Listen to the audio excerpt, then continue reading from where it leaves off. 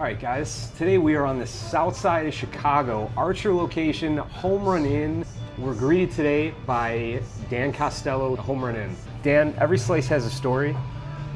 Tell us the story. History of Home Run Inn goes back. We're a fourth-generation family business. Grandfather Nick gets out of the war, and we date him kind of as our third generation. You know, he's from southern Italy, Bari, and that's a little bit where our dough recipe comes from. He starts making pizza, and as he's making the pizza, people start coming in, starting asking for it. They were giving it away. Yeah. They're trying to get people to come into the bar to drink beer.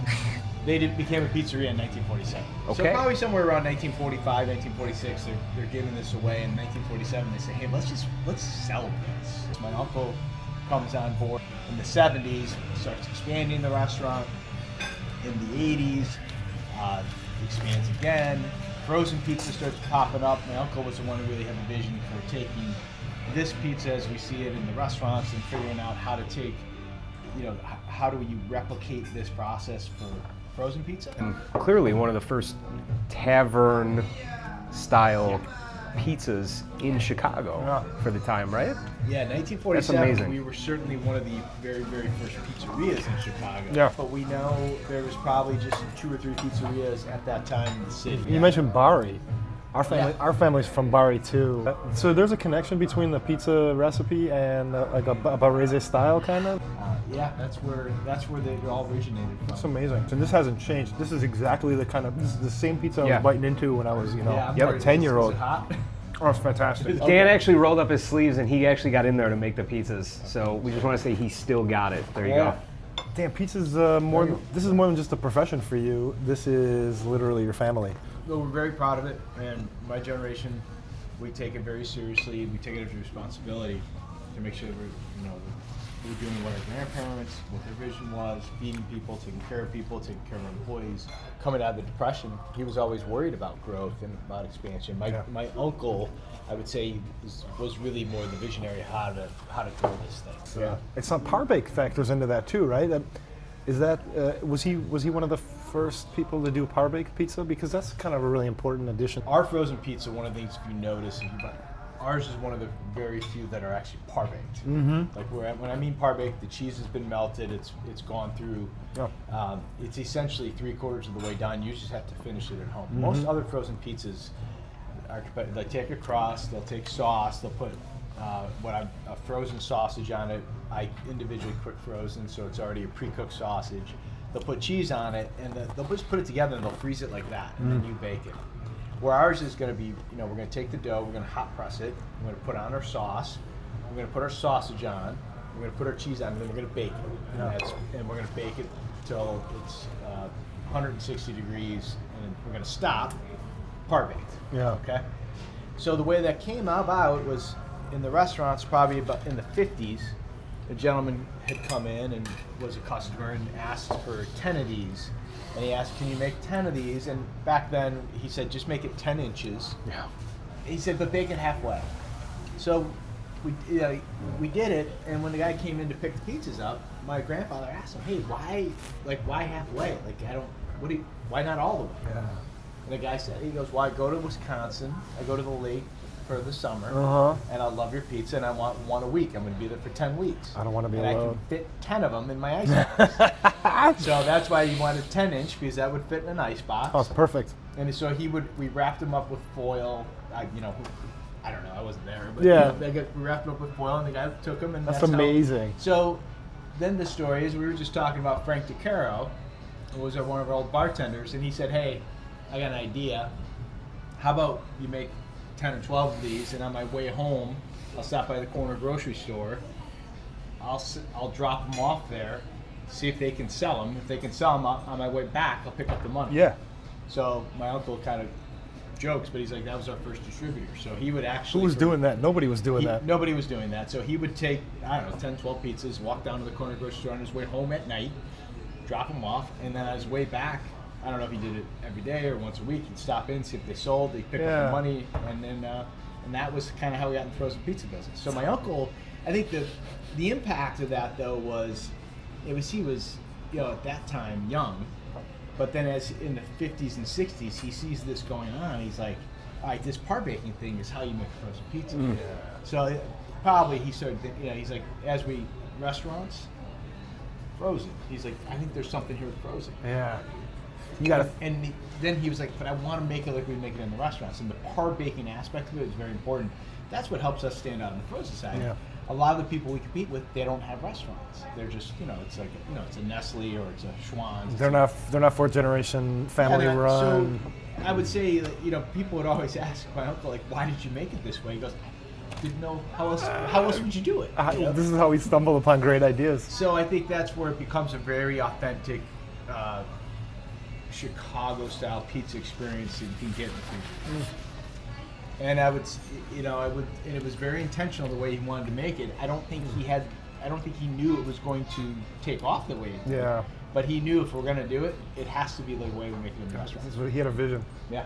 Your crust is so unique. Yeah, it really stands out in It's Chicago distinctive. style. Yeah, it really is. The taste is, the feel is, it's really our childhood. Well, people ask, like, they always ask me, like, what do you think makes a good pizza? And I said, look, we can all really buy the same cheese, and you can do stuff to our sauce, but I think any pizza that's really of high quality, they do something with their dough. Yeah. And that translates into the crust as you eat it as a customer. And there's a lot of good pizzas. Yeah. They usually have a really distinctive crust. I couldn't agree more. Right? I mean, that's what I think. So. Yeah, but the sausage. The sausage helps. Well, those things all help. Roughly, do you have a number for us about how many pizzas?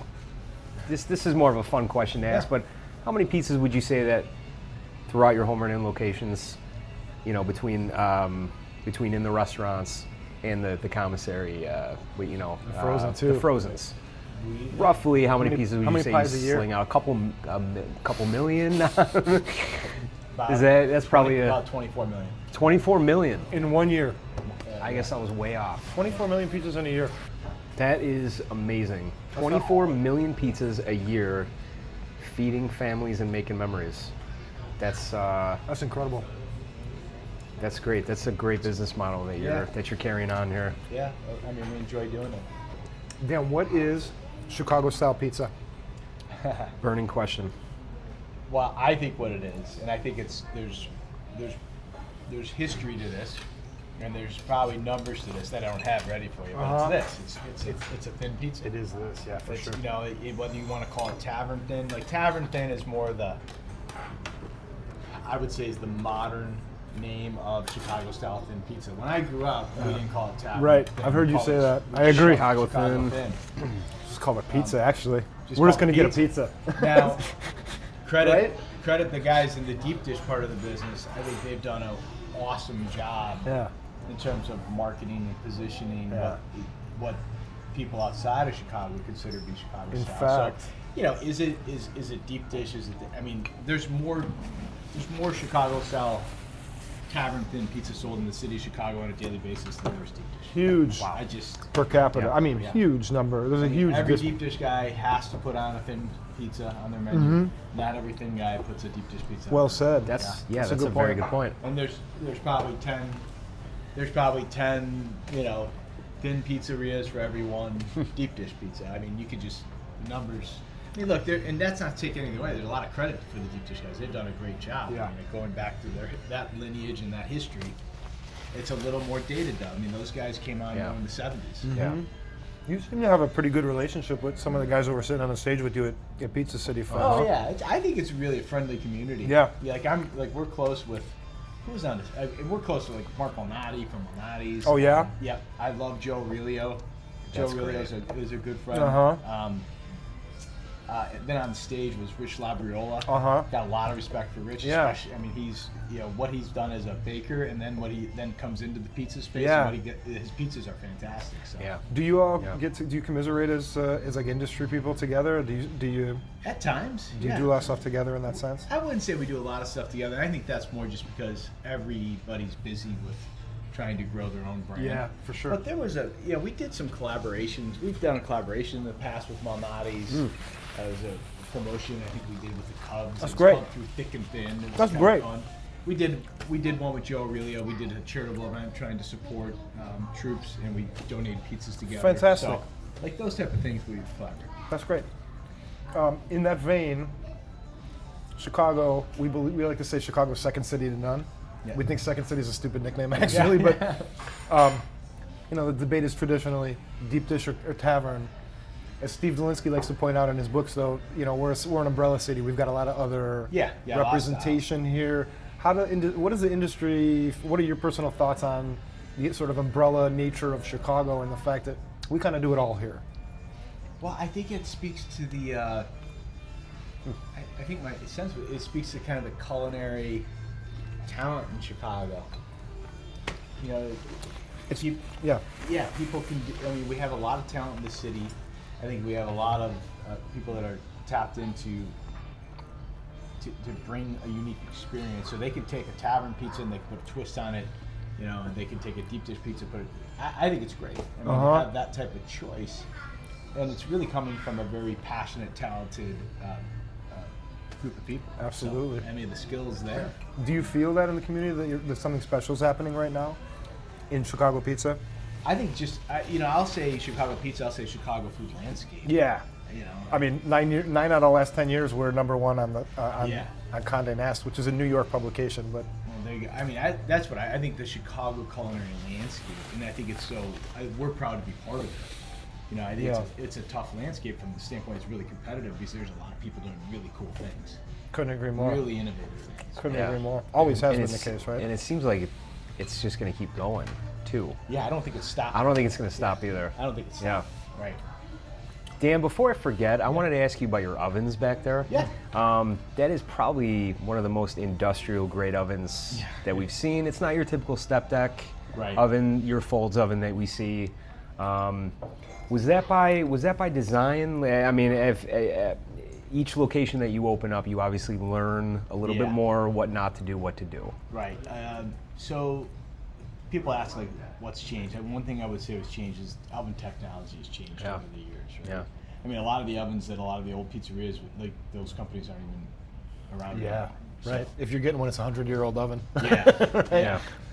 So we went through some iterations over the past, say, every decade. Hey, what's going to be the oven of choice? What's going to fit? And as you build it in place, what's going to fit? What's going to be, labor friendly? And when I say labor friendly, people don't hurt themselves, burn themselves. What's got a better use? And then still delivering the bake that you want. So these ovens are our latest. And actually, this was, like you said, we collaborate. I actually discovered these ovens via conversation with Rich Labriola. Is that right? Yeah. So he was looking at them, and I think he was looking at them for bread baking. Amazing. Which, of course, is the foundation for really good pizza. For making good pizza. Yeah. Because you got that hearth bake. So, but the brand is called Picard, and those are steel deck, steel slats, which we use steel deck ovens for the entire history of our restaurants were steel deck ovens. Huh. They were rotating shelves. Yeah. It's just hard to work. Yeah. And then people would burn themselves, and you got to be more thoughtful about that and for your employees. And so this becomes a much more consistent way to bake your pizzas, and it helps our staff execute better. So we really like them. I think they've been cooking some great pizzas for us. And They have. Absolutely. It gets 500 degrees. You can transfer the heat from the steel to the pizza. That's great. And you can crank out a ton of them on Yeah, a Friday night. Yeah, you got plenty of firepower. Put food in people's bellies Yeah. as necessary. Chicago pizza versus New York. What's the difference in your mind? They're completely different pizzas. I can tell you this, I know our pizza and probably a lot of the thin, we have a very low protein content in our flour. If you took our dough and a lot of Chicago, you can't throw our dough. Would do that. So New York, I know this, and I'm not an expert on New York pizza. I know they're going to have a much higher protein content. That's how they can, show that's going to be a lot. It's going to be a lot more gluten. It's going to be Like Italy. Yeah, exactly. So, Basically. but yeah, it's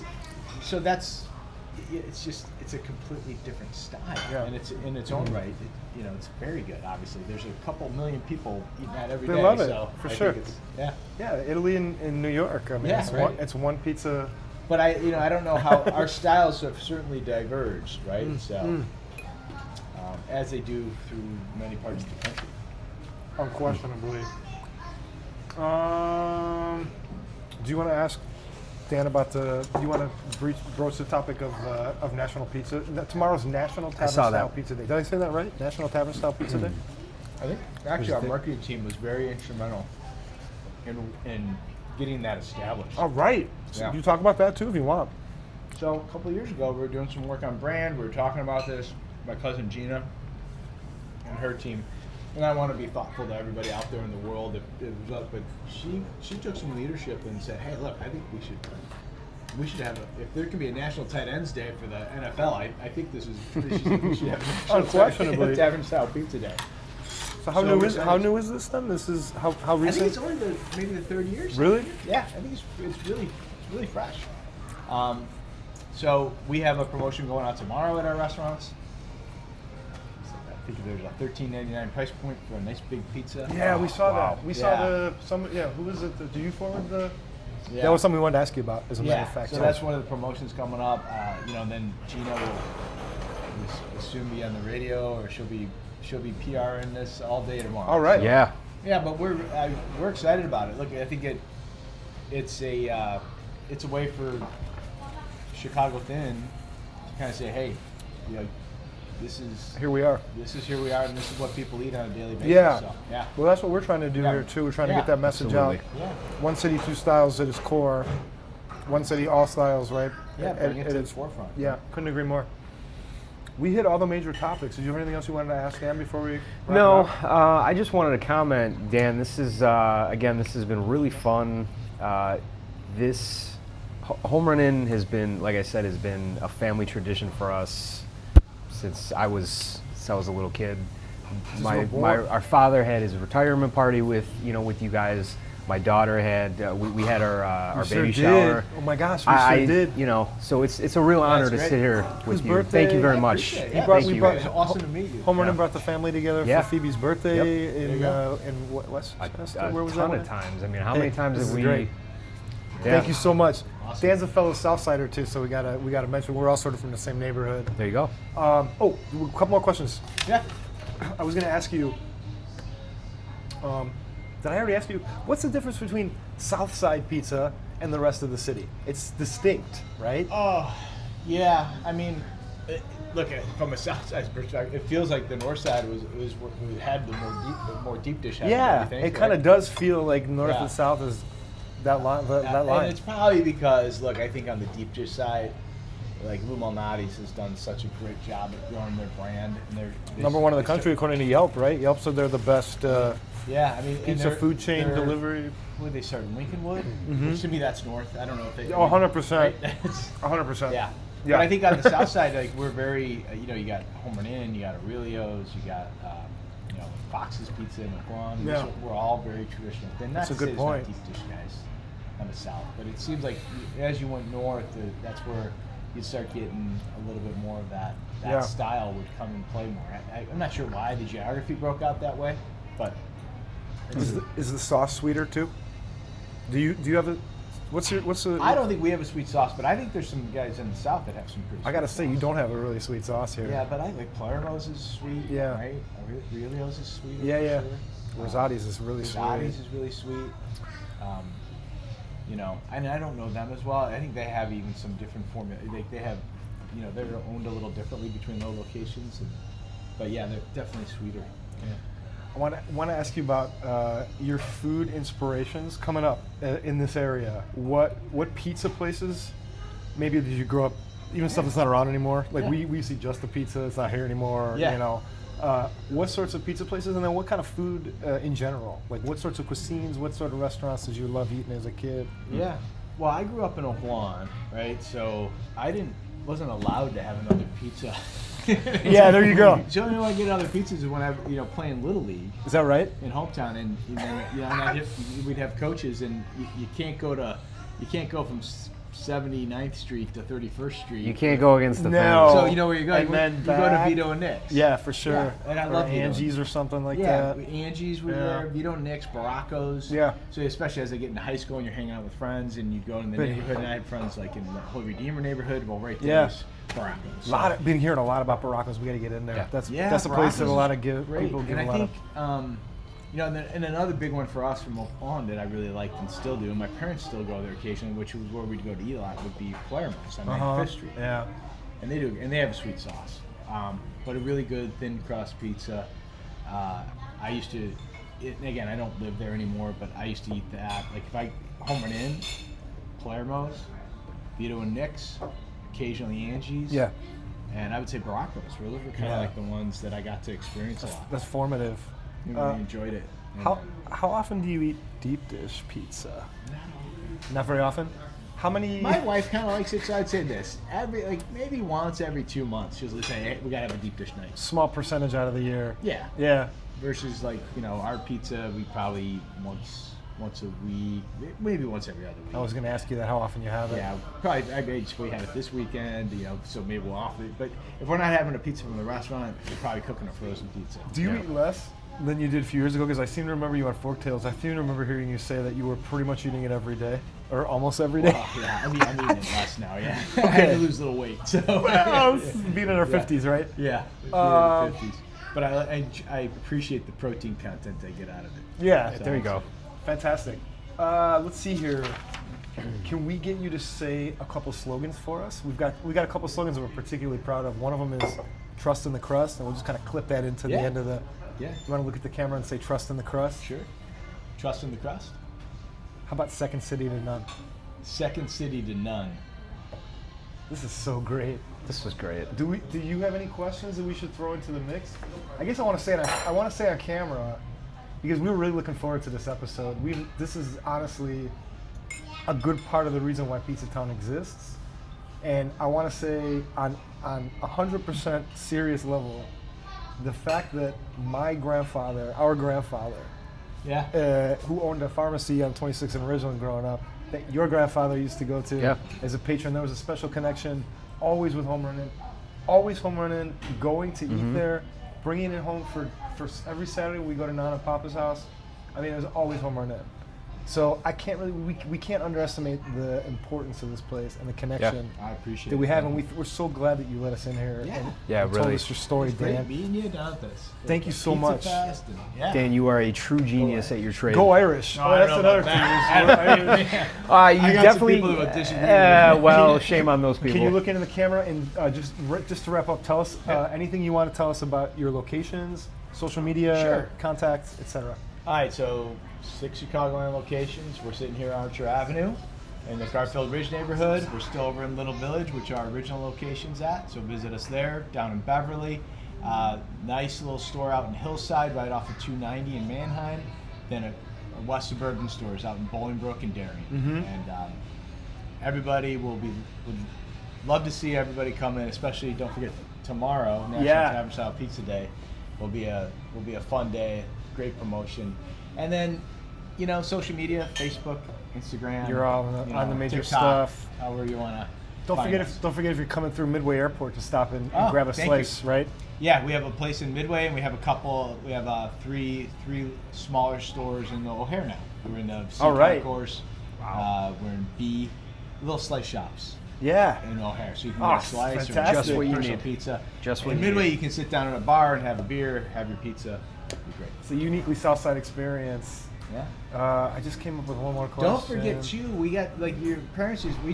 The new handmade cheese sticks that go great with the pizza. Some new.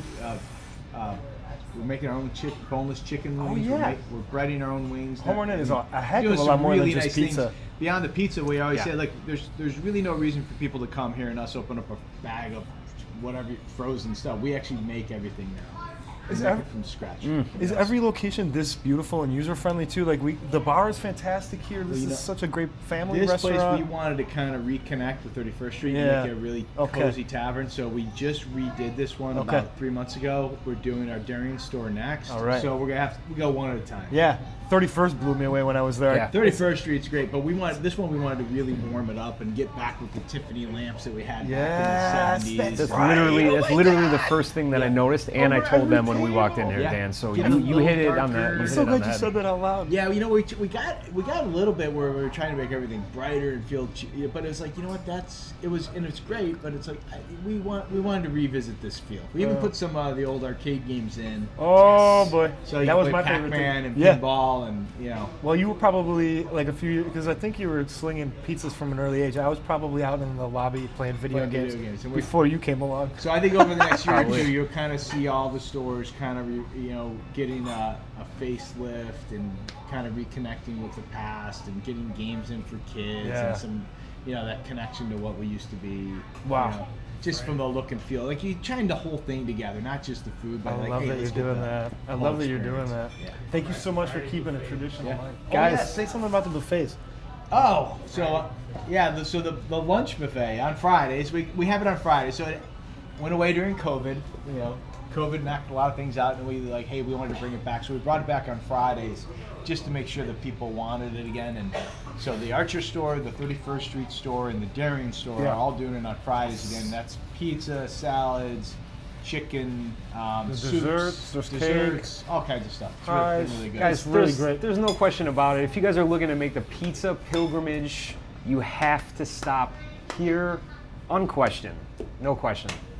Thank you very much. One of the best in the Dan. city. Great. All right. Thank you. Cool. Thank you so Thanks, much. Dan.